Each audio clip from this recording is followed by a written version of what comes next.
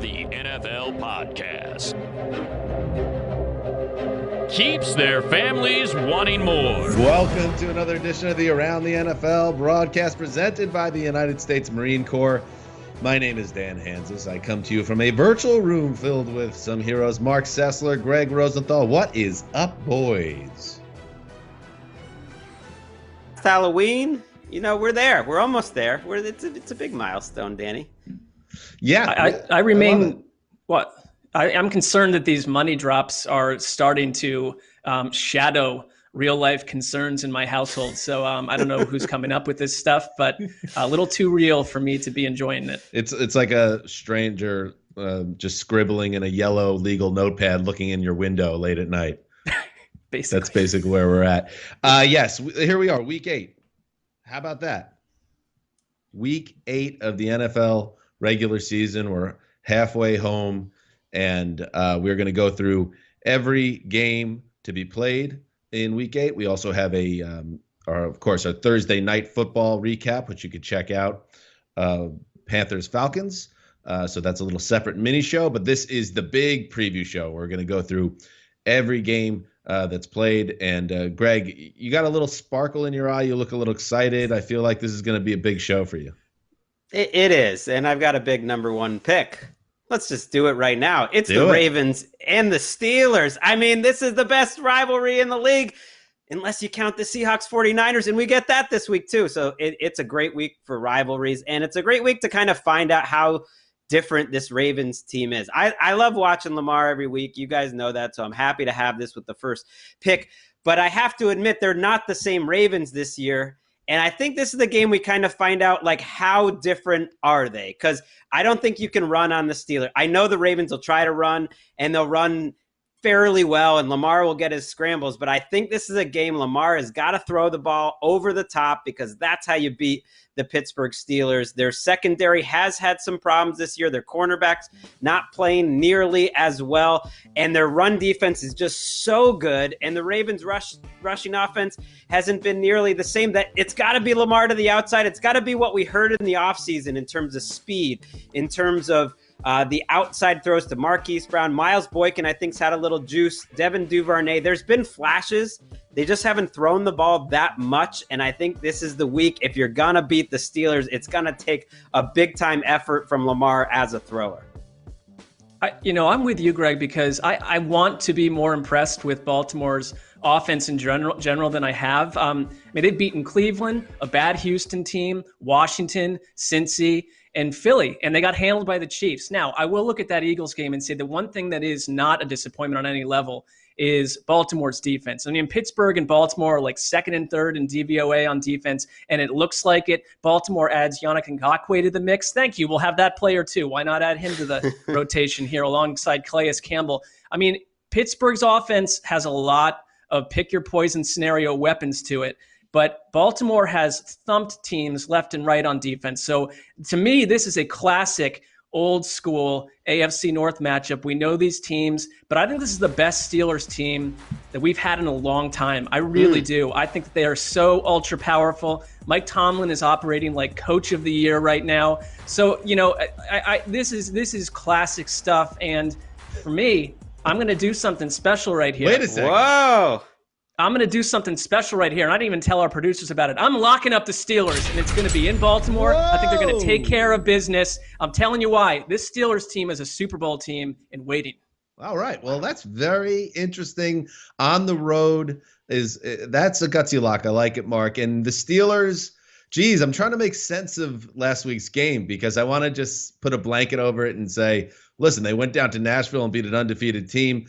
But they were very lucky for that not to be an infamous loss for the Steelers. They were up 20 points in the third quarter, and they needed bad Steven Gostkowski to show up to save the day and push that field goal wide right. Otherwise, they're playing for overtime most likely. And, we've talked about Ben Roethlisberger on this podcast a lot. I think this is a big game for him, too, because I was against you, Greg, on your Big Breeze comparisons. And I still think that Roethlisberger, obviously a huge upgrade over what they had last year, but it's time for him to maybe step up his game. He should have been able to put away the Titans last week. I didn't like the way their offense played in the second half last week. So this is a tough assignment for him, though. And the Ngakoue acquisition by the Ravens is a big one because now you could bookend him with Matthew Judon, and now they're going to be able to potentially get to a guy like Roethlisberger without having to blitz, which is the Baltimore way to get to passers. And we know Big Ben goes down for a lot of sacks. Right. I want to explain my Big Breeze thing. So I've been calling it, it's a stylistic thing. I'm saying Big Breeze like good Breeze, 2019, 18, 17 Breeze, or even earlier. But you watched that game last week, Dan. What were the drives that were successful? It was like 15 plays, 63 yards, 11 plays, 72 yards. Those sort of short passes where you're counting on your receivers to make plays after the catch, and they've got the right receivers for it.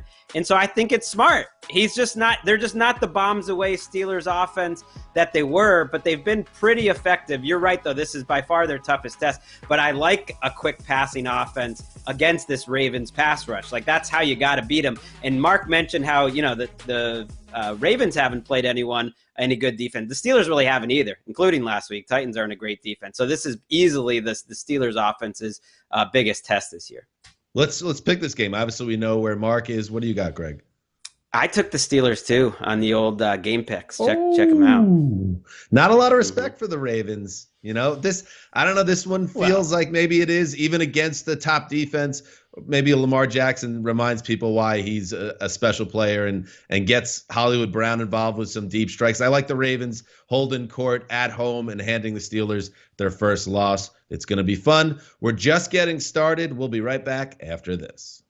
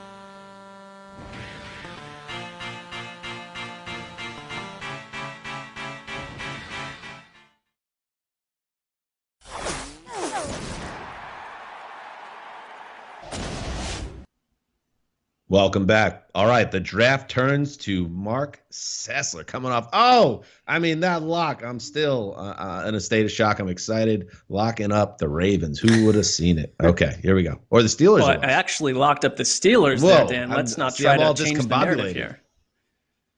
Go ahead. You're up. All right, so I love this second pick because I don't see a big drop-off from the first game. And Greg, you mentioned this rivalry weekend here in Week 8.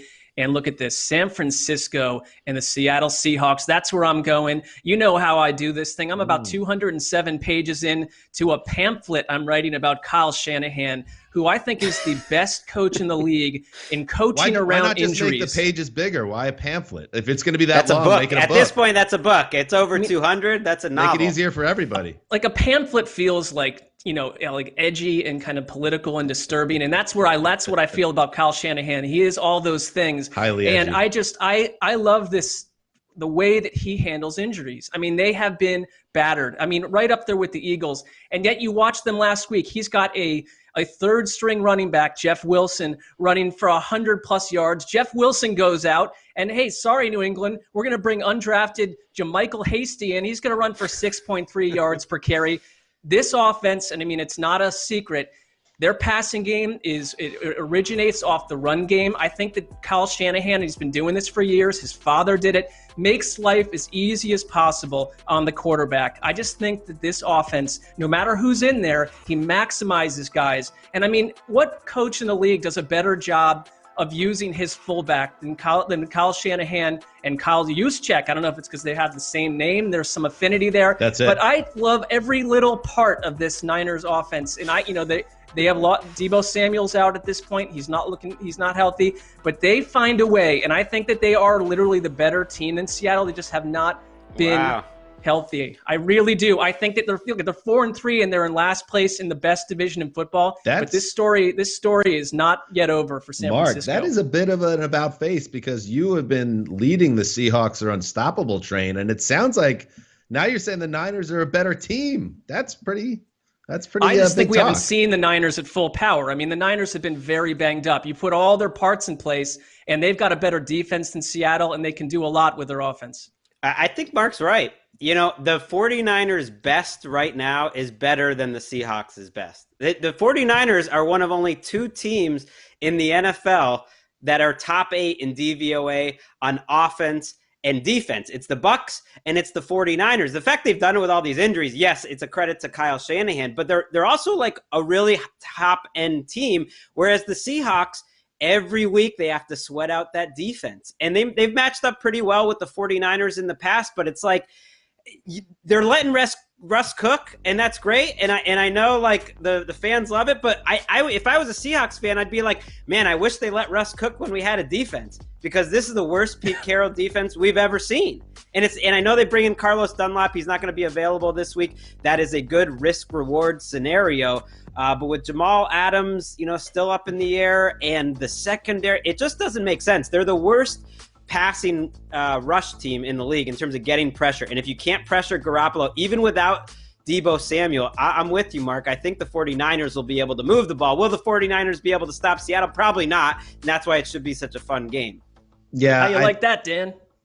Well, no, I mean, I've been saying this from the start, you may remember, while everybody was singing praises and hosannas about the Seahawks. I was like, but they have the worst defense. And the only way that's going to continue, they're not just going to go 16-0 because everyone loves the way Russell Wilson is playing for their fantasy teams. No, you need to actually play balanced football. And what we saw on Sunday night, which I thought was interesting, was in that loss to the Cardinals, when Russell Wilson actually did finally get some pressure and his play dropped just a little bit with the interceptions and unable to move the ball at the end of the fourth quarter and overtime. You see what happens when Seattle doesn't have that safety net of let Russ cook, and they blew a 34-24 lead, and then they lost in overtime. So, yeah, Seattle has major issues that was covered up by a 5-0 start. And the Niners, I'm with you guys. I think when it comes down to it with Shanahan, and the scheme is just so sound. I like that it doesn't really matter what their player situation is with the injuries. It's like, we know, for instance, against the Patriots, we are going to run the football. We are going to run the football. We're going to use play action. They did it on 81% of their snaps, which is the most by any team this season. And it's still going to work, even if Jeff Wilson is running the ball. So, yeah. Do I think they win in Seattle, though? I don't know. It's a big test because they are, despite everything I just said and you guys just said, Nick Bosa's not coming back. Deebo Samuel, we said, is out. This team is banged up, and I think this is a coin flip game. I really do. It is, and I think the concept of home field advantage this season is very different than usual. I don't like the idea of going into a hostile environment in a normal year, but it's like you're staring at a bunch of empty seats. So this is not the same situation for San Francisco. It's like, oh yeah, it's hard to take an airplane trip north. That's the biggest problem there. Also, I've got one final subplot for you on this game. It's Fred Warner, my guy, who I think is a Defensive Player of the Year candidate, coming in and taking the middle linebacker belt from Bobby Wagner. Bobby Wagner's had it 3 or 4 years. He's a future Hall of Famer. Warner shows up, he swipes it from Wagner. All right, that's fair. And since we're loving the Niners this week, my favorite soundbite from Week 8. Let's play it back right now, courtesy of the great George Kittle. Yeah, football's a violent sport, and if you don't kind of go to that dark place to be violent and be physical, you're not going to last very long. And Coach Shanahan always talks about, find the dark place. The longer I've been here and the more Kyle talks about it, the more you see everybody kind of goes to that dark place. And like I said, it's a violent game, and it's fun to be a part of a team with a bunch of psychopaths because I fit in really well here. How do you not like George Kittle, and how can you not root for the Niners? Let's get a W, San Francisco. We'll be right back after this.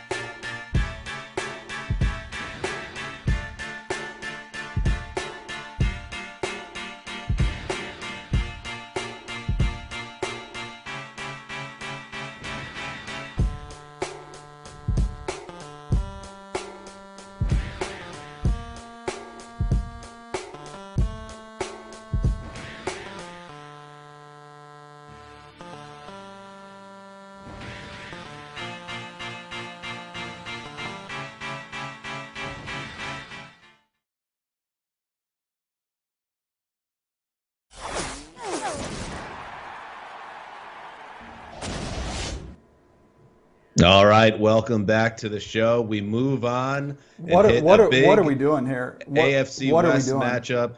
And to do that, we welcome in a very special guest right now. What is going on here? Who is that? How did I get lost? Did I get lost? What am I doing in here? This is not Move the Sticks. What is this? It's Daniel Jeremiah's What music. is this? What just happened?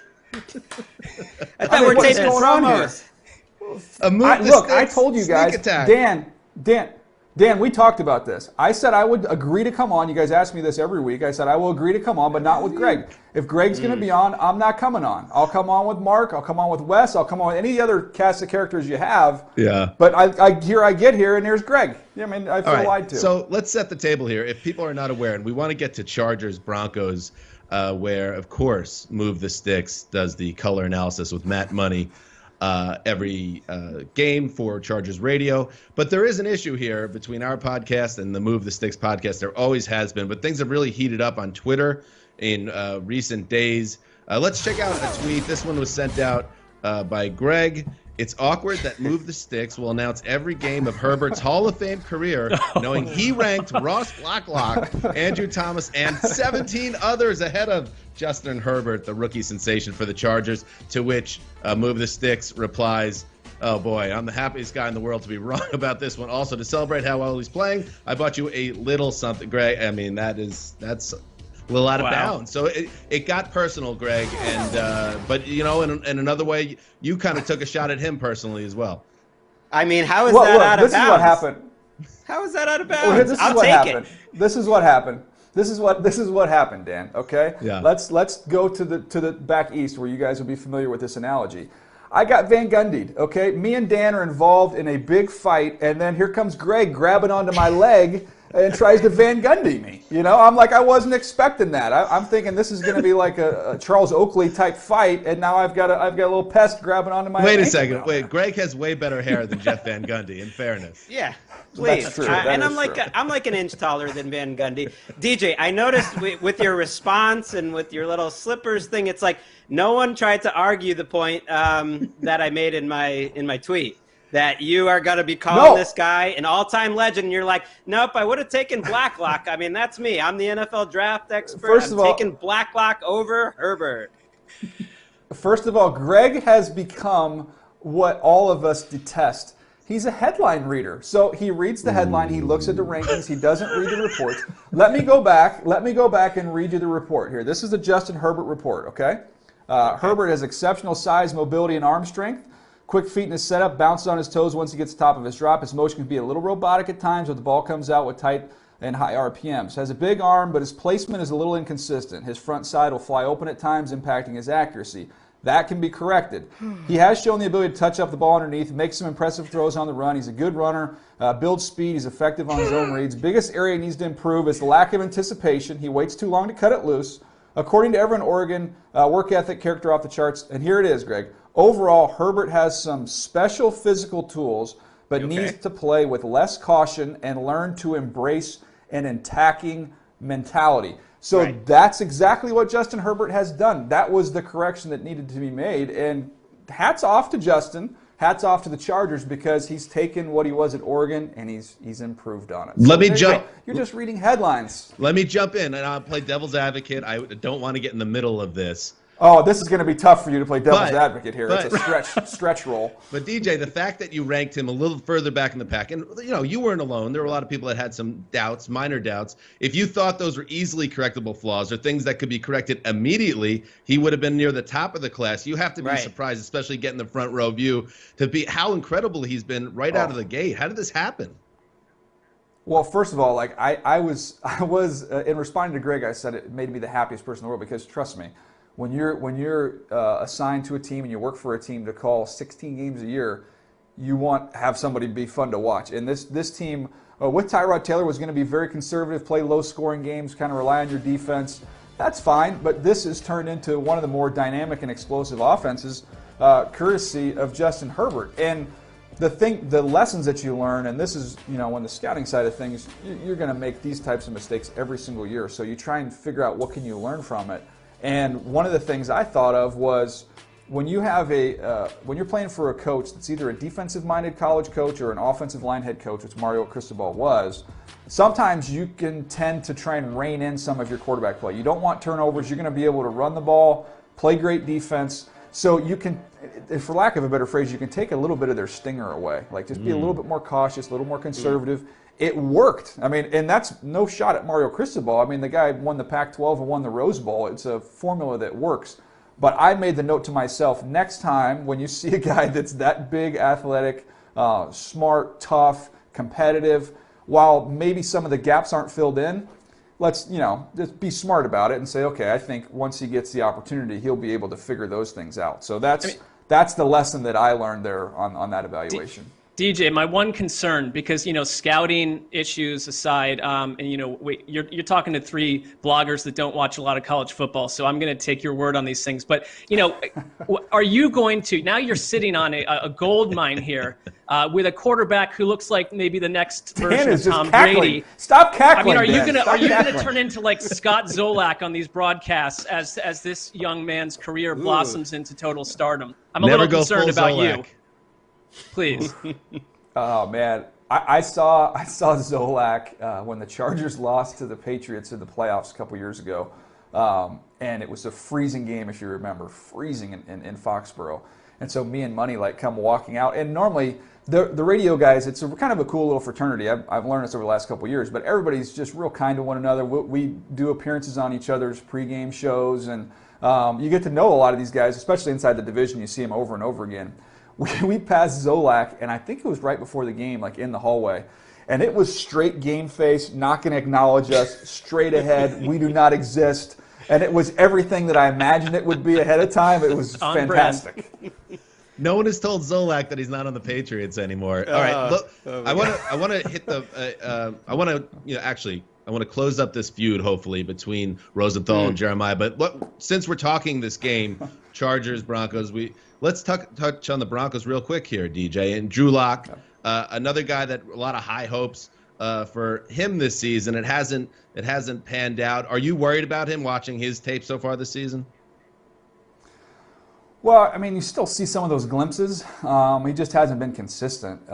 So I'm still hopeful there. I like that 40 start rule, right? If we can get 40 starts, that's 2.5 years worth of starts before we get a feel for a quarterback. So I don't think we know enough about Drew Lock yet. But I'll tell you guys that the most surprising thing that I saw looking at the Broncos this week, who's actually playing pretty good is Garrett Bowles.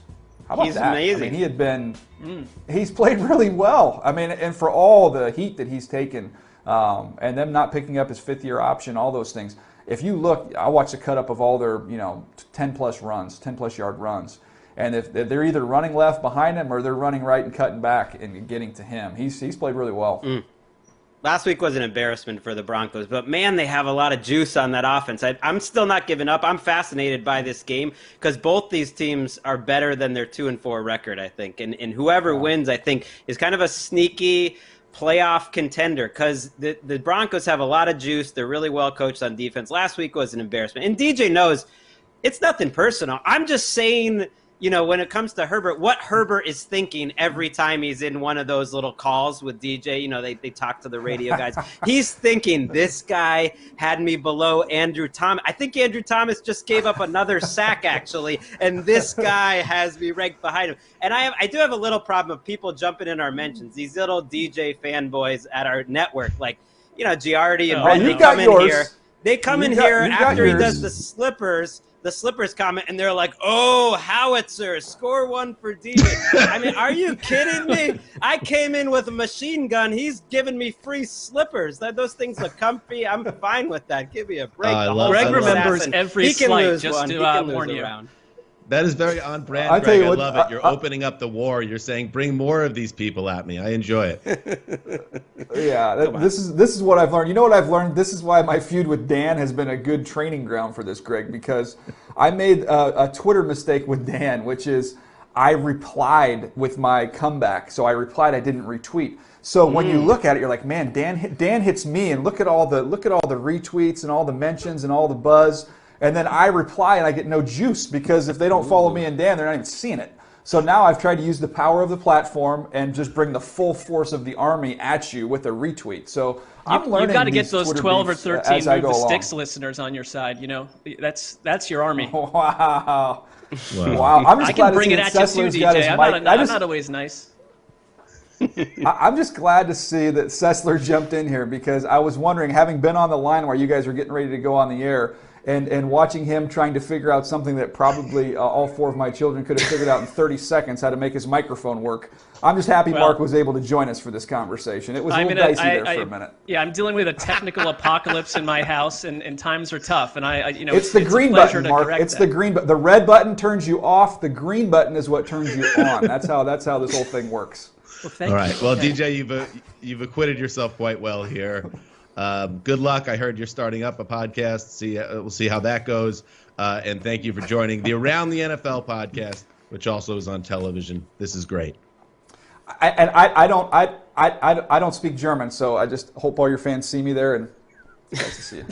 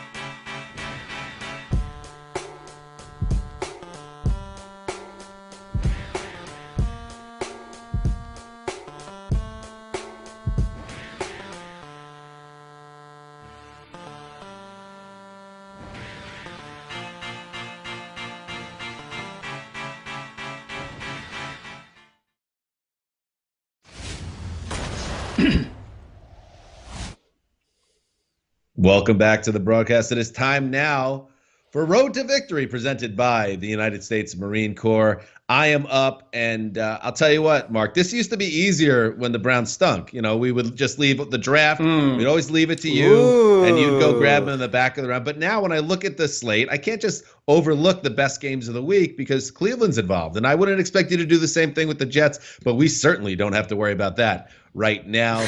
So I am selecting Raiders at Browns, and we can sort it out personally, Mark, off air. I just like this game a lot. The Raiders are very kind of hard team to figure out. This is the week where no one cares about them or thinks that they have any chance to compete because they did not play well in week 8 and a lopsided loss. But you know what? It was right before the bye that they went to Arrowhead and spanked the Chiefs. So there you go. So you don't know which version of the Raiders you get. The Browns, man, they're even tougher to figure out. And no Odell Beckham, obviously, this week or for the rest of the season after he tore his ACL. But just a huge, huge game for Baker Mayfield. I mean, it was his performance against Cincinnati. And yes, it is the Bengals, and you have to keep that in mind. But his ability to, you know, when he started 0 for 5 with a pick, it was all set up for this to be the week where the coach, Stefanski, is getting tons of questions about Case Keenum. Instead, he completes about 400 passes in a row and throws 5 touchdowns, and nobody's talking that way. So the Browns feel like they're in a good spot. They're at home. The Raiders are a team that's hot and cold, but both these teams are kind of hard to judge right now who's going to show up when kickoff comes. Yeah, I'm with you. I mean, it seems like we say this every week about Cleveland, but this to me reads like a shootout. And, you know, Cleveland's defense, I think they're still in search of themselves in many ways. But I will say, watching every one of their games closely, that their best players on defense have impacted them tremendously. I don't think that they're anywhere close to their record without the combination of Myles Garrett, Ronnie Harrison, and Denzel Ward. Ronnie Harrison, who they traded for earlier in the year.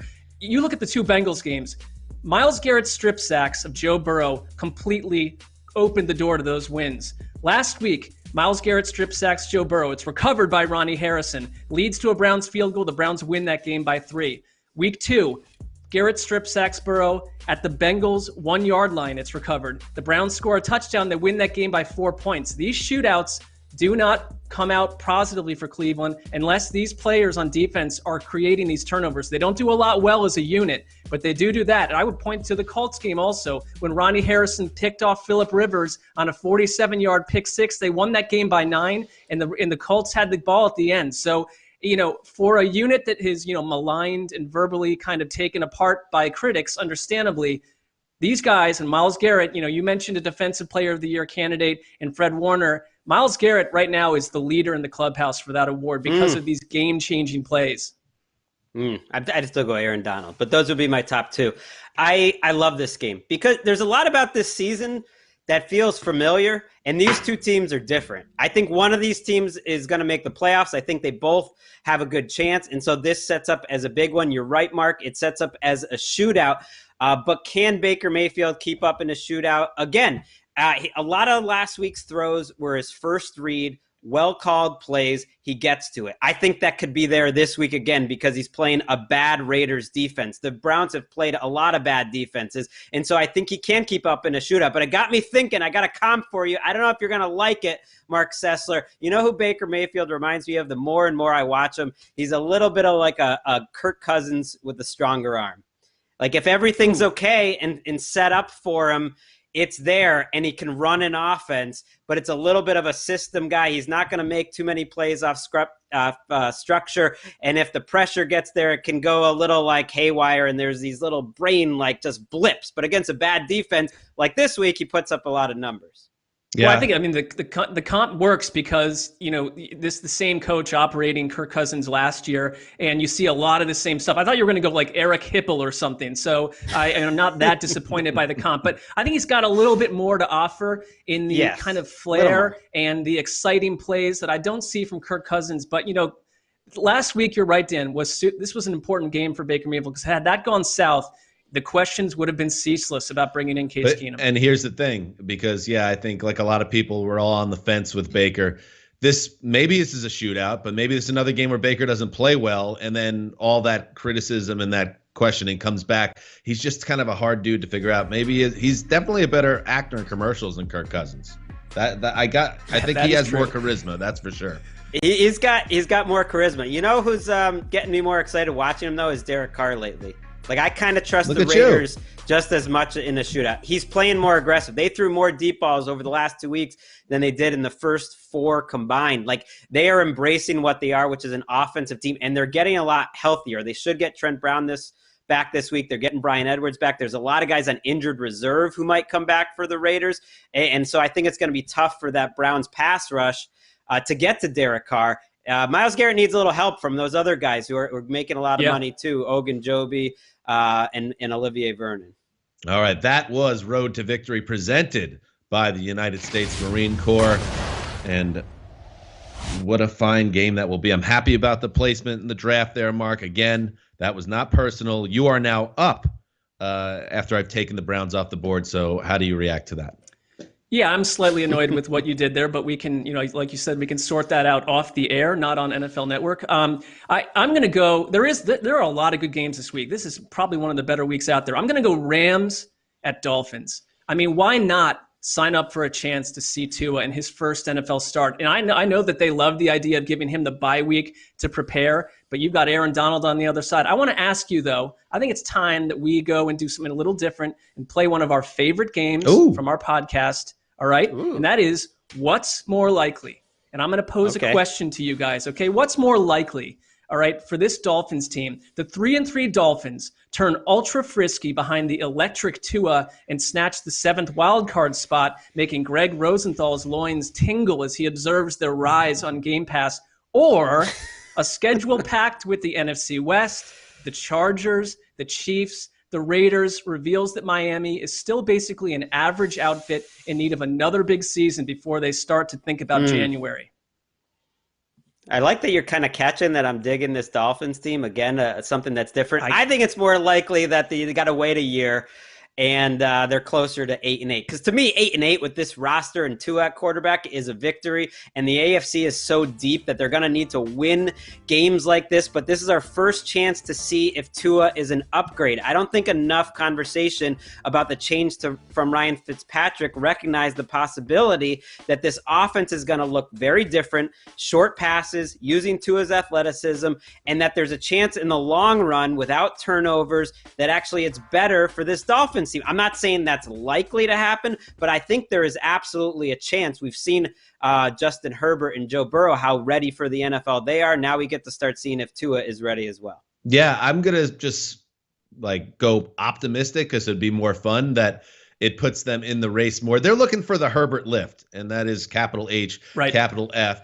And I think it's a worthy dice roll for Brian Flores and the Dolphins. It's like the type of move that lowers their floor but raises their ceiling. And if he struggles, well, just stick with him. That's the only mistake you can make is if you get in your head too much as an organization and say, oh, Tua's lost 3 starts in a row. He's not passing very well. Let's get Fitzmagic back in there to say, no. Once you make this move, you stay with this move, and hopefully Tua hits the ground running. You get the Herbert lift, because if you do, this goes from a team that's just, like you said, on the periphery of the playoff race to a genuinely fun team to watch. And guess what? Listen, the Patriots are a mess. The Bills, I know they finally got off the losing schneid against the Jets, but they didn't play very well in that game either. This division is a little more wide open than it's been in many years.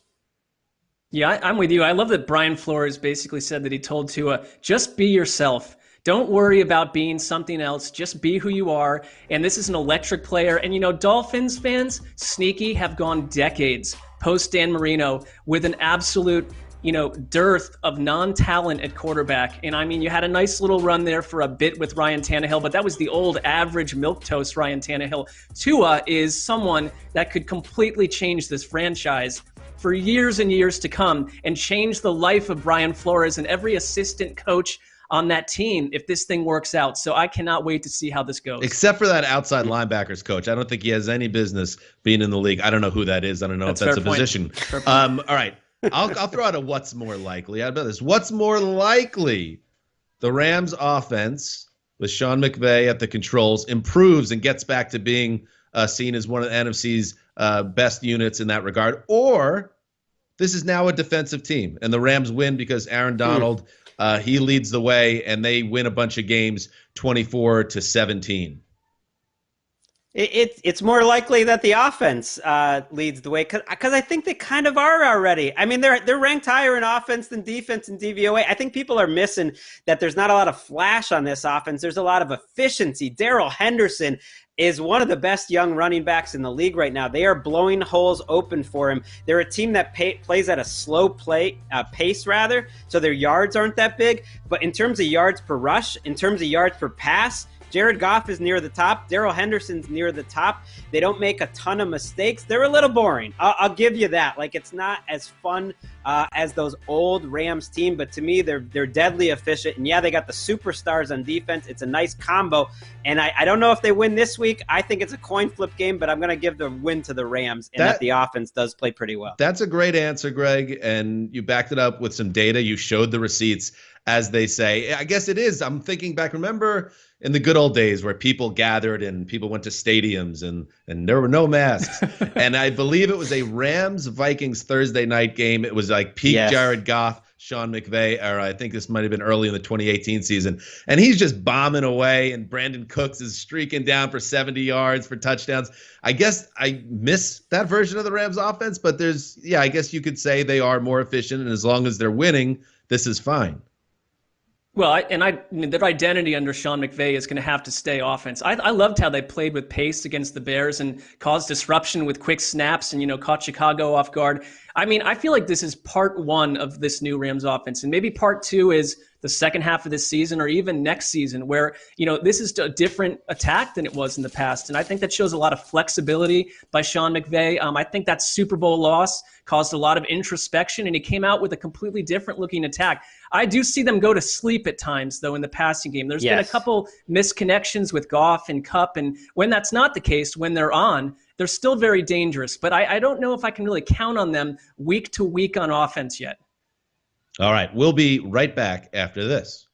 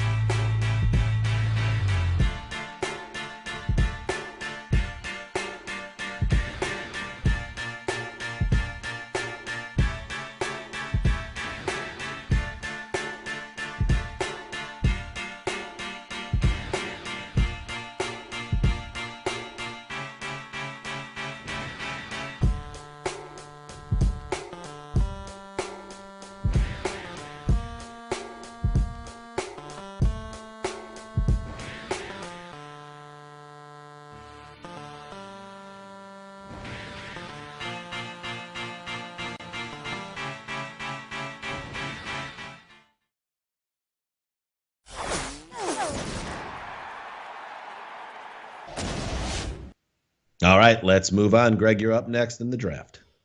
All right, I need a late afternoon game, so I'm going Saints against the Bears, and there's a lot of complaining going on in New Orleans right now about this defense. There's even more complaining in Chicago about their offense, but this looks like a get-right game for this Saints defense. There's miscommunication problems in the secondary. You know who's great to play in a week that happens? The Bears, especially if Allen Robinson is not in this game. He's in the concussion protocol. There's a lot of complaining in New Orleans that the pass rush isn't really that good, that Cameron Jordan's not getting it done, and old 2-1 Marcus Davenport's been quiet until that game-winning sack last week. Don't hear people chirping about that.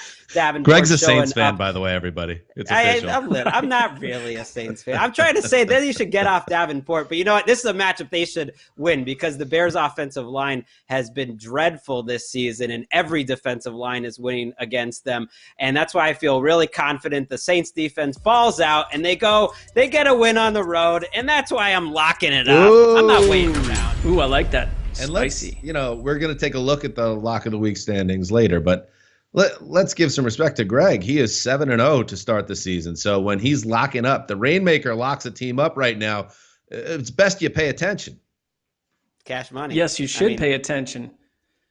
Rain falling from the sky. Can we do that? I think so. I don't know if that's allowed. The Bears, there is some Adam Gase light stuff going on around this team now. It's starting to the Nagy heat is getting turned up, and they kind of need a performance here, a home game. They're coming off the loss, but they're still obviously in great shape at 5-2. But if you bomb out against the Saints, then people are going to really start to ask questions about is this a team that's about to kind of go up in flames?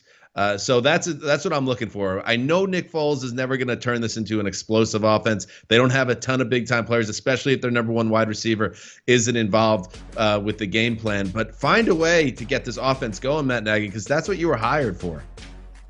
Well, I'm with you on the Adam Gase light, and it's really just like the issue with bad teams where one side of the ball is holding the entire operation hostage. I mean, when will the infighting begin? When will the anonymous quotes start to filter in from the defense? Because they're basically saying we don't win games unless this defense scores points or sets up very easy points for the offense. It becomes almost tiresome to discuss Chicago's offense because the narrative used to be the Mitch Trubisky thing, and they went out and they got Nick Foles. And if you really wanted to paint an optimistic picture, maybe you could sign up for Nick Foles as someone that you could have as a starter, but it still always felt like a patch. And the patch is ripping off, and there's just a big hole underneath it. And the hole is basically Chicago. Nice record to start the season. I wouldn't be surprised if they're 6-8 at some point. I just feel like this thing is heading into troubled waters. Right, and when you're a great offense and a bad defense, you're the Seahawks or you're the Packers. But like when you're a good defense with a terrible offense, then you're the Bears. Keep an eye on Marquez Callaway. He really impressed me for the Saints last week. They could use another receiving option. He's a little banged up, but if he can become a legitimate threat week after week, then they can keep surviving without Michael Thomas, because we still don't know if Michael Thomas is ever going to return for the Saints. We might not ever see that man again. And I see you. I see all of you out there, all you people that counted out and threw dirt on Drew Brees' grave after 2 weeks, and he can't play anymore. He's got an arm that basically matches a 6-year-old in my son's Zoom kindergarten class. Whatever. I don't see it so much anymore. I know he's not going to be a deep downfield passer, but he never really was in the first place. This guy is getting it done. He was super efficient this past week. That offense looked really good with Drew Brees at the controls. So everybody calm down. We'll be right back after this.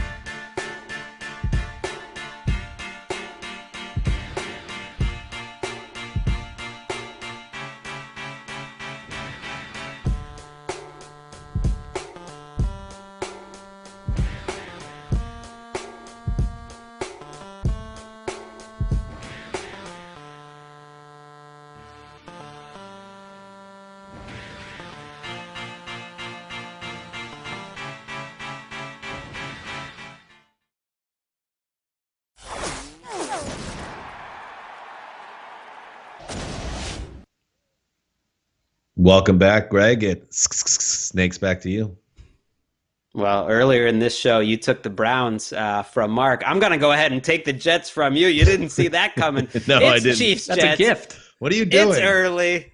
I like having bad games as my backup games in the morning. If I'm going to be focused on Ravens, Steelers, let's just have a Chiefs-Jets blowout as my backup. And you know what? Any game with Patrick Mahomes is watchable. And for such a bad team that the Jets are, they do have something to watch every week, which is the Sam Darnold development and whether he's going to ever show it. And this is a really tough matchup for him, I think, because Steve Spagnuolo, if he specializes in anything, it's cooking up these young quarterbacks. He did it last week to Drew Lock. They love showing a lot of things before the snap, after the snap. I think the Chiefs are more dynamic defensively with Bashaud Breeland back. He's a really underrated cornerback. And I think if you're a Sam Darnold believer, the number one concern for him is his processing time. It's his decision-making. It's his slow decision-making. And maybe that's all Adam Gase's fault. I don't really know. But to me, that's the thing that really hasn't moved forward, that you can just see his mind not moving quick enough and holding the ball. And that's kind of like a rookie quarterback thing. And we haven't seen a ton of that. And this is a really tough matchup, I think, for him in that regard. My mind. I do wonder. Go ahead, Dan. You look at the base numbers. You look at the analytics. Darnold has regressed in year 3. And so if you're the Jets, you have to figure out, like, is that on him? Which it obviously partly is because it's him. Or was he broken by a completely inefficient and out of date and ineffective Adam Gase offense? That's what they have to figure out. He is sometimes slow in the processing, and he'll miss receivers. And he threw one of the worst interceptions of his career last week as an example. It was off his back foot into like triple coverage right before the half against the Bills that essentially marred what was otherwise a fairly strong first half for the Jets offense with Dowell Loggins. Dowell calling the plays, the offensive coordinator, for the first time. So, yeah, that's what it's all about for the Jets, figuring out if he is the guy. Although, if they go 0-15 or 0-16 or 1-15, oh yeah, if the decision, even if he plays well, is almost taken out of his hands, and he's auditioning really for 31 other teams. You can feel his career turning if that happens, and he'll be somewhere else. And that may be the best thing for Sam Darnold in the end, because, we don't have a really crystal clear answer to this, but what is the coaching impact on Sam Darnold's career under Adam Gase? I mean, the idea that Adam Gase has been sold to us over the years as a quarterback whisperer, well, I don't think he's saying anything. You're not whispering any words in Sam Darnold's ear at this point. I don't know what's going on with that team. It's a depressing watch. You want to see someone like Denzel Mims, develop as well. I mean, I gotta wonder though, if you're Andy Reid and you've got Le'Veon Bell coming into this situation against the Jets, are they cooking something up special there? Is it going to be one of those types of games where they really allow him to show the Jets who he is? I mean, the only thing is, like, Clyde Edwards-Helaire is tied for second in the NFL with 10-plus yard rushes. Yeah, I'm not saying I want that. This is the game you bring in Bell for. This would be a setup for Le'Veon Bell. Right. This is the game you bring Bell in for, because you have a big lead and you don't want Helaire to be too banged up. And you know what? Bell is running better this year. I thought he was for the Jets than he did a year ago. I'm not saying he's old Le'Veon Bell, but I think he's a good, useful running back. And with being surrounded by the talent that he is in Kansas City, he's obviously going to have more production now. Yeah, I would just calm down with anybody that's like, oh, Le'Veon Bell revenge game. The Jets gave him a bigger contract than any other team would have given him in free agency last year. And it didn't work out because the Jets stink. But it's not like it was something where he needs to get his revenge, I guess, against Adam Gase, but Adam Gase doesn't know how to judge anybody. I mean, it's just you're right, though. You know what's going to happen. I mean, he's going to have a huge game because that's the way it works for the Jets. And then I'll have to talk about it on Sunday night, but that's See, life. I'm doing you a favor. I will trade with you after, we get off the air if you want. If you want to watch the Jets, I'm not going to take that away from you. But maybe I'm doing you a favor because it does feel like the Chiefs' offensive stats are pretty low. Like Tyreek Hill's not even on pace for 1,000 yards. Mahomes is pretty low. It's like, don't they need a game where they just put up a lot of yards? It's bombs away week for the Chiefs. So might not be a fun one. Who feels a 50 burger coming on? I certainly do. I do. Yeah. I always watch the Jets. The only time I don't watch the Jets is when Joe Flacco's playing and Adam Gase is the coach. Okay. If one of those factors is not involved, no, I'll be watching it on my own TV. But Mekhi Becton, he's back and healthy. I hope Jameson Crowder's involved. And Denzel Mims did look good, I will say, in the first half before that offense dried up. You take the Browns game away from me, but you handed me the Flacco Jets era to observe on Sunday, and it literally affected my mood and my overall experience. You know what? This is not. That wasn't right. Equal. I apologize. All right, let's move. By the way, the people in the desert, they are flying with this. With that, that's a 3 touchdown differential plus over there. Crazy stuff. Mark, you're up. Well, I'm going to go with a game that I find quite interesting because this team, New England, I'm going New England Buffalo. To me, this like Patriots team, no matter how ugly things get, for some reason they're still fascinating to me. And I mean, they are in an these are two offenses in a bit of a slump right now. I mean, Buffalo, came out of the gate real hot to start the season. Not the case right now. And with the Patriots, I mean, the Cam Newton experience that I think peaked in Seattle has been horrendous. He just does not look right to me. It's almost like it does remind you that when you had someone like Brady in that system who was just processing before and after the snap with such magical abilities that you put anyone else in there, and it's not, they had the Hoyer Stidham disaster from a few weeks ago, and you thought you get Cam back and you're going to get Cam, Seahawks Cam, and that's all gone away. We have Julian Edelman has just had surgery today, but Julian Edelman, is that a huge loss right now? He's not been involved in the offense on any level. I think they want to run the ball. I mean, I made a joke about it on our other episode from the week about, what could happen to New England if they would just went totally into a run mode where they run the ball like 65 times a game. But that's not working. And to me, this team, like I'm ready to let the ship sail on New England because I think they were badly outcoached, outplayed last week against the Niners, and it revealed a roster that's not been built well. Well, this is the week. I mean, this is their season right now. They lose to the Bills to go 2-5, and they're 4 games back in the loss column. That's that, and they've shown who they are. They win in Buffalo, and then it's an ugly AFC East where you got to consider them a contender, the Dolphins a contender, and the Bills as a team that have serious struggles because the Bills should win this game. Sean McDermott has never beaten Bill Belichick, and he's got way more talent. He's got way more juice on offense. The Patriots' defense's struggles, to me, are as concerning as Cam Newton's because they're a little more surprising. And you got to play a Josh Allen team who started great, but the last 3 weeks, they're averaging 17 points a week.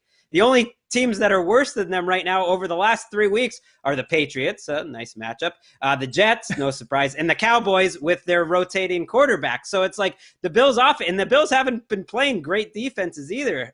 So they need to get going, and some teams are really backing off Allen, making them work for these long drives and hoping Allen makes a mistake and gives them some chances. The Jets had chances to intercept him a few times. The Patriots need to take advantage when he gives them those chances. This is kind of bittersweet for me. I've been waiting for years for the death of the Patriots as a relevant franchise in the NFL, and it's finally here, and the Jets are historically awful. So they have nothing to do with the Patriots coming back down to the next rest week, of us. buddy. Jets, Pats. Oh, that would be sweet. But you know what? It's like the Bills have to be the ones. Like if the Jets can, you're the one. You're the one that's got to do it. Right. You're the one that lets everyone know that this didn't happen for nothing. It's the guy from Rocky IV, the trainer that was telling Rocky after Apollo was killed that he needs to step up to Drago. Well, come on, Bills. Don't take care of business here. This is a wounded Patriots organization that they're not very strong in terms of personnel. They know that Tom Brady's lighting it up in Tampa. It's like adding more pain and misery around that building potentially, which I love. And the Bills, despite not playing very well, go win a football game in your building here and really, really put the clamps on the Patriots and put them in a situation where you can almost stick a fork in them. What were you going to say, Greg? I was just saying, I don't have much hope, but if there's ever a matchup that favors the Patriots, I think this is it. Not just that they've won 6 straight, but the styles of the way they play. That the Bills defense tends to give up these short passes in the running game, give up these long drives, you shorten the game. And the Patriots defense, if they do one thing well, I think they can just slow an offense down with their cornerbacks, and the Bills haven't shown they can run the ball. I think you beat the Patriots by just like beating them up. And right now the Bills offense and their offensive line, they're not really like beating anyone up. Here is the darkest timeline scenario.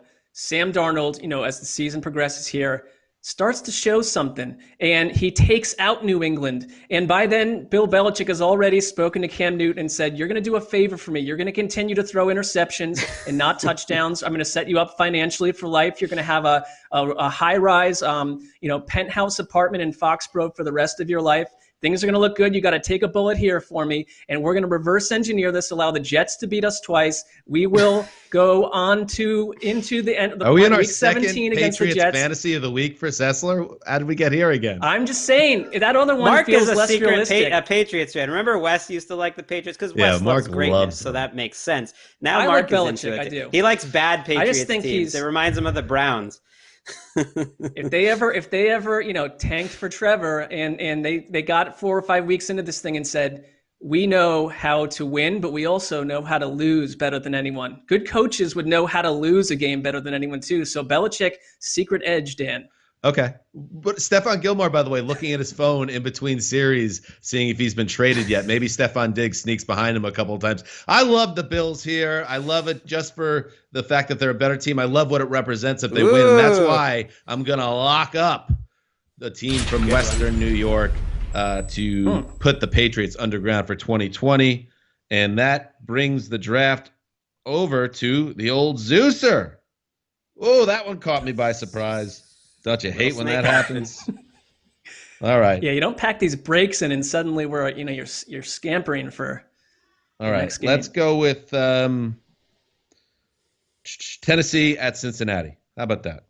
Let's see how the Titans are looking after a tough loss at home, but not a loss to hang your head over. I mean, it was what it was.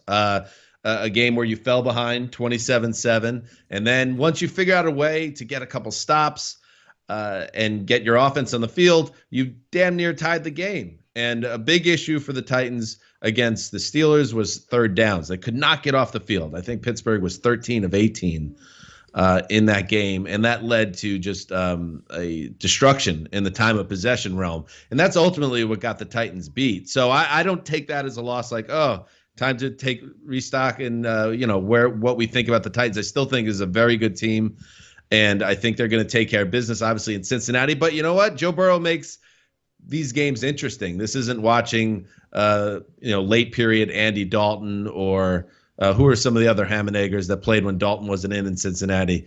AJ McCarron. I think there was somebody else. Driscoll. Yeah, Jeff I think their names were Ham and Egger. Yeah, exactly. So Burrow, if nothing else, makes the Bengals fun to watch because he keeps it close. They lose all these close games, but that's part of like the journey for a team, figuring out how to win close games. The Titans have played a lot of close games this year. It's in Cincinnati, so it would not surprise me if we have another close game. But ultimately, I think the Titans get back on the winning track in Week 8. I would view the Bengals as trap game material for every team they play. I mean, outside of maybe the upper echelon, like Pittsburgh Ravens type teams, because Burrow, the one thing I love about Burrow, and this is what takes other quarterbacks years to grow into, or maybe they never do, but he sees and feels pressure pretty well, which fits well with an offensive line that just is a little bit above a total disaster. I mean, but he keeps them in these games, and I think it's his running ability too. There was a play last week against the Browns where they were stuck in like a 3rd and 11 scenario, and he just saw this open prairie land to just dart into. And it's like a lot of quarterbacks just don't see that, or they do that when they shouldn't. He doesn't give up on plays. He's a fighter. I mean, he is just a magician in the pocket. And he's not been perfect, but I think he is growing every week. And I wouldn't be surprised if he gives Tennessee a little bit of a run for their money, because he basically almost beat the Browns twice. It's their defense that forces him into these shootouts. Well, this is a sneaky good matchup. You mentioned the third downs, Dan. The Titans were last place in third downs on defense before they played Pittsburgh. So now they're last by a mile. Like it's a sneaky bad defense. Not a lot of pass rush juice. My guy, Jadeveon Clowney's having the worst season, I think, of his career. He's banged up as he always is, but he's not playing well through it. Remember Vic Beasley? Remember the Titans signed Vic Beasley? Last week Vic Beasley made a play, and I was like, "Oh yeah, Vic Beasley's on." That was like the most, like in terms of doomed acquisitions that everyone knew was terrible even before it started. That has to be right near the top of the list. It never had a chance. It's not working, and for fans who don't watch the Bengals every week, who last saw them on Thursday night, they're a different team right now. I think they're a lot better offensively, even than they were in week 2. Their line is playing better. I'm not saying it's great, but it's played better. They've had a couple weeks where they protected Burrow pretty well. T. Higgins is a legit starter. I mean, their first 2 picks look really good. And Zach Taylor, I think, has the offense looking like you would want it to look, that you feel better about it. I can't tell. I know this is your corner, Dan, but I'm with you on it. I can't tell if Zach Taylor's like the worst 3-19-1 coach in NFL history or the best. You know what I mean? Because they're in every game. But there's no such thing as the best 3-19-1 coach. He's probably the only one, so I guess he's both. Yeah. But I mean, I can't tell because they do look better. To Mark's point, I really do think they're improving, but they can never get these wins. I mean, Taylor went to the Anthony Lynn school of how to manage close games, because it's like, they're in these games, but they're not winning them. And it's hard. I think Zach Taylor flies under the radar a little bit, but I mean, if you get to the end of the season, how do you assess? I think he'll be safe because of the Browns' history. I mean, the Browns, the family, the Browns, the Bengals. I think he'll be safe. If Burrow's playing well, I don't think you mess with that. If we say that Zach Taylor is flying under the radar enough times on this show, will he cease to be flying under the radar? Because I feel like we preface every statement about him that no one really pays attention to him. But he's got to find a way to win, I think, some of these games in the back half of the season. Just to ensure management, is like, okay, we've seen it. Joe Burrow, by the way, is on pace for 42 pass attempts per game, which would be the most ever by a rookie since 1970, breaking Andrew Luck's record. So I don't know what that really says. It tells us that the Joe Mixon thing hasn't worked out this year. It tells us that they believe in so much in this kid that they're handing him the game script and saying, let's win with you. And it does leave him in line to get hit a lot, which has happened. So I don't know. They're fun to watch, but that offensive line, it scares you. If you're having him drop back that many times, God forbid, he gets hit and falls the wrong way. All right. Am I up again? It's snaking to me. Look at the old Zeus on his heels in the biggest of all spots. All right, let's grab. Do we have any late games left? No. Well, there's going to be a lot of late trading this week. Yeah, let me grab Colts at Lions. Colts at Lions. Detroit, that was the win they needed. That was such a big win for the Lions because they've lost so many close games under Patricia. It's the same old Lions mentality that permeates the place and it sinks seasons. But being able to outright steal a game they had no business winning against the Falcons, where Todd Gurley falls into the end zone and then Stafford runs them down the field 74 yards in like 60 seconds without a timeout. And now, if they can just find a way at home to beat the Colts, you take a look at their schedule after Indy, and it softens up a little bit. And then all of a sudden, the Lions left for dead earlier this year are right in the mix in the NFC in the wild card race. So, but let's see if they can do it. Because if we've learned one thing, and Kevin Patra, if he's listening, is nodding his head right now, our resident Lions fans at NFL Media, if we've learned one thing, they tend to fall on their face when they are presented with these opportunities. And the Colts, obviously, Greg, are not a layup. This is a very good defense. I know they've been kind of up and down offensively this season, but this will be a test for the Lions. If they are under the radar as a kind of a halfway decent, potentially good team, though, you should be able to hold serve at home. Yeah, I think the Lions defense has come out of their bye playing pretty well. And this is an offense, the Colts, that you should slow down. They don't have a running game. You're curious if the Phillip Rivers resurgence, which lasted about 2 quarters against Cincinnati, and he was hot on the mid-range game, whether that keeps up right now. But like, this is a game we're in week 8. I don't have a feel of these teams, which maybe is just who they are. This is a game that I know Chris Wesseling doesn't want to watch. 2 dome teams, at 10 a.m. drab so uniforms in the soft middle of the NFL without really explosive offenses. Like, that's what this game is to me right now. I'm going to defend the Colts uniforms. I do not think they're bad, and I like the logo. It's classic. That's fair. It's more just like when it's at the indoors and the lighting. I don't know. All right. Yeah, I think with Phillip Rivers, if what happens if he bombs out again? Is there any way, Greg, that you see Jacoby Brissett play without an injury in 2020? Well, it'd have to be just a terrible month by Rivers. I watch this Colts team. I do wonder, like, is their offensive line as good as everyone says it is every time they mention it? Because they can't run the ball, and I don't know if Rivers has been protected as well as you'd expect. They do get Darius Leonard back, though.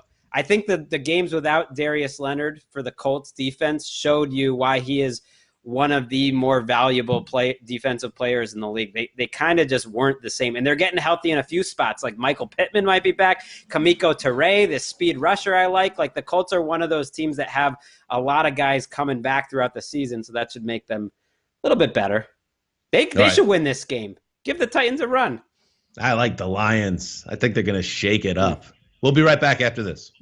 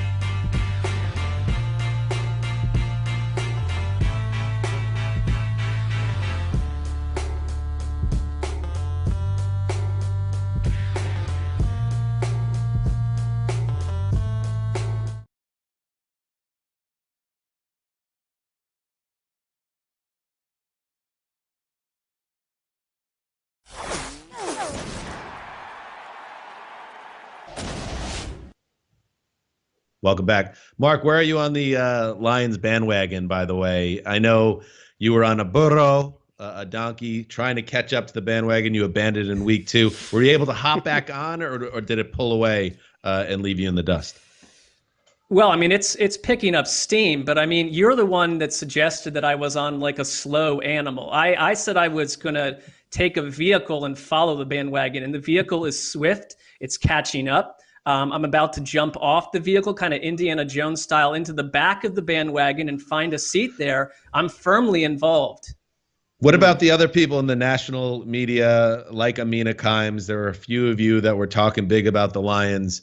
Will they welcome you back to the bandwagon if you do pull off the Indiana Jones and make it back up? I mean, I think that we all experienced a pause in our fandom. I didn't hear a lot from Mina Kimes during that first month, but Mina Kimes is probably sitting up in the front seat, nice air condition on her, I'm sure, getting snacks at drive-thrus. I'm stuck in the back, so I got a ways to go here. You're wearing a helmet, right? You're a man in your 40s. I would be the same way. Do I trust my athletic ability to make the Indiana Jones leap? No, it's fair. It's a man in his 40s who's not exercised during Corona time once. So there are concerns about making that move. Beachbody. All right, Mark, you're up in the draft. All right, I'm going to go Minnesota at Green Bay, and I look back at that Bucs game that where Aaron Rodgers went south, the whole team did, as just an aberration. They ran up. They'll probably meet him again in the playoffs. They ran up against a great defense. Thankfully, you're up against a Vikings defense that's basically said, I don't care what, I saw Matt LaFleur saying, this is still a very intriguing Vikings defense. They're strong. Come on, that's all lip service. They traded Yannick Ngakoue. We talked about that. Daniil Hunter is basically out of commission. And so you have what you went into the season envisioning, and you're thinking, if you're the Vikings, our chore is to deal with Aaron Rodgers twice a year and a bunch of other good quarterbacks. We better be able to rush the passers. They can't do that at all. I mean, the chore here is for Kirk Cousins and the Vikings offense to try to keep up with a Green Bay attack that I think should have a pretty easy day here. And I mean, you look at what Devontae Adams did last week. I mean, he is giving us the DeAndre Hopkins treatment from the old Houston days. I mean, it just, I like this. I like this situation for Green Bay a ton. I think they are maybe the second or third best team in the NFC. They're for real. The Bucs game was something different. And so keep riding, Aaron Rodgers. Nothing should be slowing you down on Sunday. We need to see the next time the Packers have a big opponent, how they match up, because if they don't there, then you're starting to ask questions about whether they are truly one of the big boys. But for now, just look at it as a blip on the radar. With the Vikings, it's like, I don't know. I like Mike Zimmer a lot, and he just got an extension. He's not going anywhere. But how do you ask that coach to keep that team invested when you bring in Yannick Ngakoue to win the Super Bowl? You trade him out of town. I don't think it's a bad trade. You're obviously 1-5. The opportunity to recoup draft capital on a veteran on an expiring contract. I get all that, but it's a tough message to send to a locker room with this much football to be played. I wouldn't be totally stunned if they go in the tank. It's not like you have a fearsome leader in Kirk Cousins that's going to hold the locker room together. This could turn into train wreck territory for the Vikings. You're right, and yet I do think it's like it's personal accountability. It's like you're playing for your paycheck. That's what I think is motivating players and a lot of people more than anything is you're playing for your career. Spoken like a true tennis fan, because this usually doesn't work in team sports. I get it. Like, I'm just saying, if everyone takes personal accountability, I don't think their effort level has been their problem. It's the fact that they have no pass rush and their cornerbacks have been young and terrible. And by the way, they're banged up this week, so it's like a terrible matchup. But you need to have a group of players that take accountability. And the ones that don't, it's like you got to get rid of those players at some point. And so you do learn a little bit about that. And you're going to learn something about Kirk Cousins, because remember I said Baker is morphing into Kirk Cousins. Well, the Kirk Cousins, body is only available because Kirk Cousins is now Jameis Winston. I don't know how it happened, but Kirk Cousins He's is regressed. Exactly on pace for 33 touchdowns and 30 interceptions. The Jameis Winston stats from a year ago. It's my favorite stat of the year. Amazing. Kirk Cousins tells you who he is with his first throw of the game. He throws an interception that you never saw coming, and you're like, oh, it's going to be one of those Kirk Cousins. One of them days. That's Jameis Winston's move. Who throws deeper on a higher percentage of throws than anyone in the NFL out of nowhere this year? That's Kirk Cousins. That's Jameis Winston's move. It's been some sort of Freaky Friday situation. That's and crazy. It's a lot going on. He's on pace for 30-30. I had no idea it had gotten to that point. And that was like the one thing with Cousins. Like, you love him or hate him. And it's always been like, yeah, Cousins puts up the numbers, but then in prime time or in the playoffs, he's going to lay down. This new version, where in addition to you having all those other concerns about what happens when the lights are on, that he's just like a total Winstonian mess. That's disturbing. I mean, to be fair, as someone who always defends Winston, there's the good and the bad. I mean, games like this where your defense isn't going to show up, it's like he'll probably put up a lot of garbage time points. He'll put some fantasy points up. It'll be like 38-30 at the end, and you'll have a little bit of fun at least.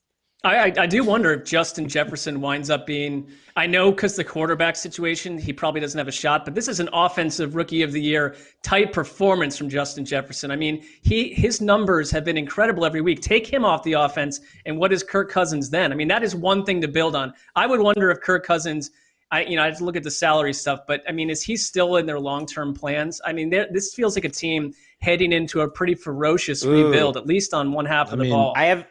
I have an answer, what I think is going to happen at least. His new extension gave him one more year of guaranteed money after this year. That was it. It was basically a one-year tack on. So you draft someone, you have Cousins there next year, and that's either it or you just evaluate how it goes. But I think next year is his last year there. But it's like that 1 year is at high-level starter money, right? It's like that's fine. He's okay. I never understood giving him the extension, I guess is what I'm trying to say. What he gave them in the first 2 years, were they really going in the right direction with him? I guess you did it to keep the peace and all that, but I don't know, man.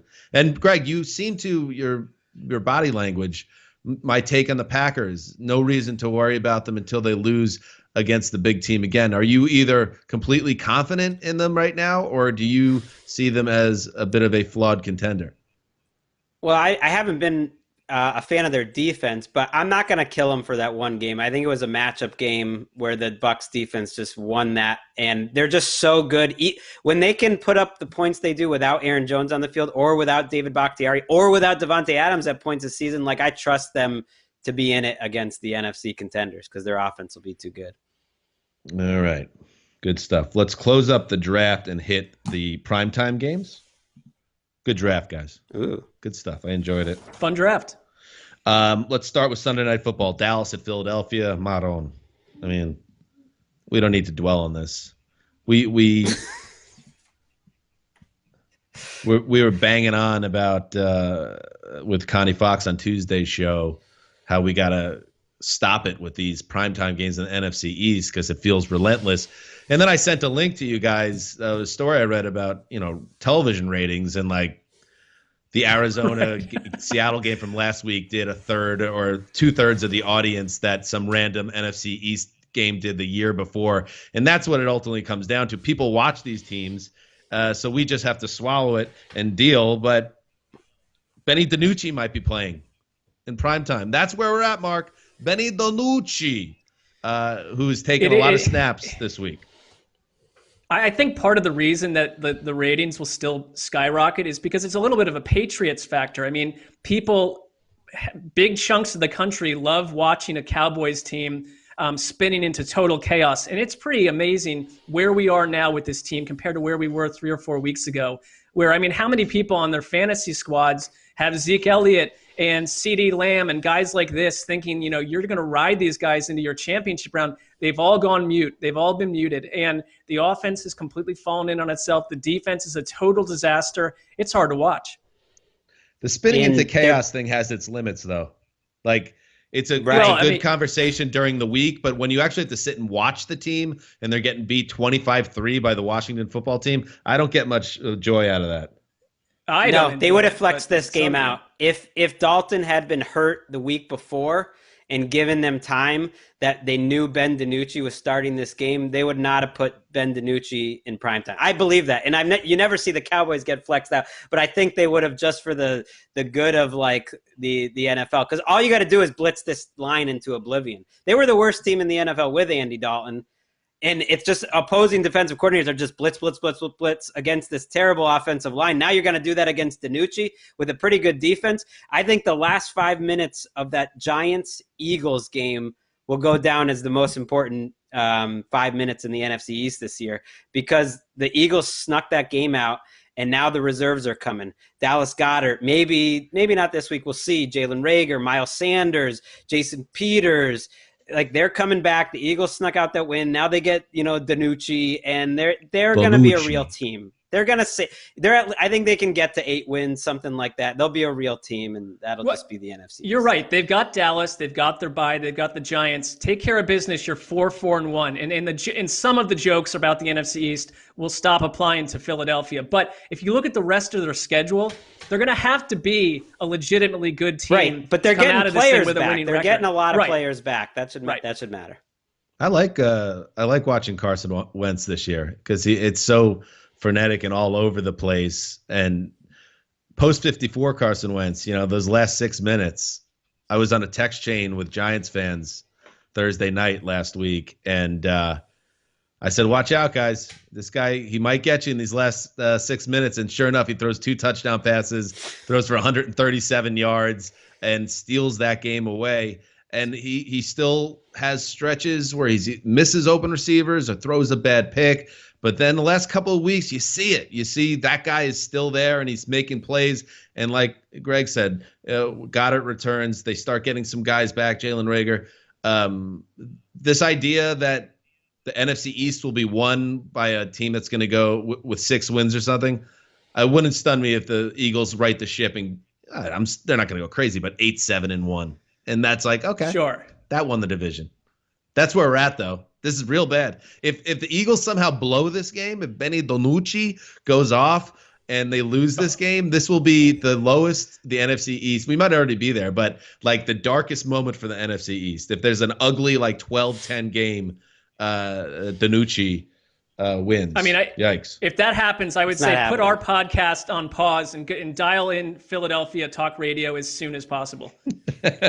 Very true. All right, finally, Monday Night Football, another NFC East team. The New York Giants play host to the Tampa Bay Buccaneers. So at least you get the national stage here for the Bucs, who are the last 3 weeks or so, maybe even you go a bit further, really since that Thursday night game, which was a little funky, the one they lost to Chicago. They've been the best team in football, and the last 3 quarters against the Packers were dominant, and then they just absolutely opened up a can of whip hiney in week 8 against the Raiders. So there's no reason to think that Tom Brady, who will, he's played enough primetime games and enough playoff games to last several lifetimes for many players. So it's not like this moment is going to be any different for him. He's just going to continue to thrive, I think. And I'm looking to see if this Patriots offense, Greg, keeps on firing on, Bucs offense keeps firing on all cylinders against the Giants team, which doesn't have a terrible defense, but probably will be no match for Tampa. Yeah, I think the Bucs offense matches up beautifully. Even without Chris Godwin, what the Giants defense has done pretty well without great personnel is slow teams down, make them kick field goals, make them work down the field, and, see if the opposing quarterback makes a mistake. Like, that's Tom Brady eats that for breakfast. Joe Judge, the former Patriots coach, maybe he has an idea how to slow down Tom Brady after being with him all those years. I don't think it matters because he doesn't have the players. The Bucs offensive line, I'm just going to keep hammering it. It might be the best offensive line in the league. You have Tom Brady with the best offensive line in the league. He got touched one time in 49 dropbacks last week. One QB hit, almost a Golston on 49 dropbacks for Tom Brady, and there's no reason to think the Giants pass rush is going to get there. And Gronk moving better is a real thing. I'm putting this. Yep. He's in the moving better in October than September All-Star team. I might have to do this as a written segment or something. Guys who are, guys improve during the season. It happens. Sometimes they don't start too well. James Conner's another one that comes to mind, and they look a lot better in October. The Bucs are shining and evolving weekly. And you think about watching football like we have for 25, 30 years, and it can't be overstated how fascinating of a case study it is for Tom Brady to go into a completely new offense at his age and what he's done. And, the first couple of weeks, you kind of wondered what you were dealing with. But this feels like a legit raging juggernaut. And I'm not sure who's going to stand in the way. It's not the Giants. And, of course, with the Giants, we've got Will Hernandez, who is on the COVID list right now. We'll see what else happens with that. But that's part of your offensive line, trying to protect a Daniel Jones character who is not throwing the ball deep well this year. I think I just feel like the shine is off Daniel Jones. I was so excited about him and the whole offense going into this season, and it's just not materialized to the point where if you're a Giants front office executive, if any of them are even there after this season, you got to take a hard look at that situation at quarterback, depending on who else becomes available. Give him some time. Give him a little time. I want to, but it's just... Daniel Jeremiah, just on the show, he talked about how you want to give a quarterback about 2.5 seasons, 30 starts or so. That seems fair. But you have to wonder, and it crossed my mind having grown up in New York and knowing how the media operates there and just, covering our league long enough, if Jones and this entire era of Giants football is going to be remembered for the would-be breakaway touchdown run that was ruined by the turf monster, because it wasn't like the butt fumble or anything like that, but it was a type of low light that can define a player. And if he's lucky, he has a long career and it becomes just something people remember, but it doesn't stick with him. But if this doesn't work, and then they go and they sweep out the Dave Gettleman regime in totality, right, we'll all remember Jones's run and then how it ended so cruelly as kind of, this was Giants football in this time. It was that way. And not for nothing. And Giants fans who are listening, screaming at the podcast that still believe in Danny Dimes. Evan Ingram catches a football on third down there. Right. No Danny one's Dimes played well in that game. Danny Dimes falling. That's just the way sports are. It sucks. But Evan Ingram has been killing them this year with drops and not being able to step up his play. And that was a season-ruining drop potentially. Well, Danny Dimes has played better the last 2 weeks. I thought he played very well in that game.